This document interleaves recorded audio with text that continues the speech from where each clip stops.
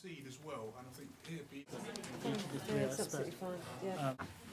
I was just going to quickly recap on these 6 kind of policy ideas that the jurors have come up with. So we've got 2 for education. The first is increasing vocational skills in schools, and the second is improving parental engagement. We've got 2 for policing. The first is improving relationships between police and young people, and the second is ensuring that police are visible in their communities and representative of their communities. And then we've got 2 for communities and race relations, and the first is this thing of giving the public input into how council money is spent, and the second is this thing of bringing people together more, creating community spaces and activities, and we're going to have a vote.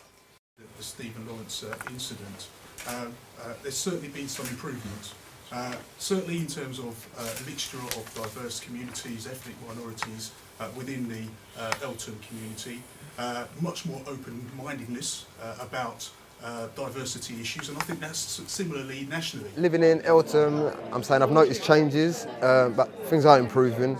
There's still pockets of racism, but slowly people's attitudes are changing and people are mixing more and learning more about each other, and that's what I've noticed a lot.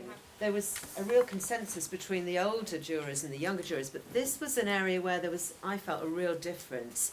And the older jurors kind of tended to be more police friendly, can I put it that way? Sort of would say things like, well, the police are doing a tough job under very difficult circumstances and so on. Whereas the younger people all had stories about they felt being treated quite badly by the police themselves and felt quite emotional about it. Well, I've actually lived in Eltham for 35 years, and I do remember when Stephen Lawrence died, or at least when the campaign started about his death. Eltham has always had a really, really strong community spirit, and I think the kind of things that we saw in the press at that time, it didn't seem to really represent the Eltham that we knew. You know, in terms of my own constituency, when you actually go around and canvass people and talk and have proper detailed conversations on the doorstep, you've got another one of these paradoxes. First of all, I mean, one of the first roads I canvassed after I got selected as a candidate, I went down this road and virtually everybody said to me, there's no sense of community around here anymore. And you were like, do you all not talk to each other? Because you all want a sense of community and you're all saying it, but you just need to talk to each other.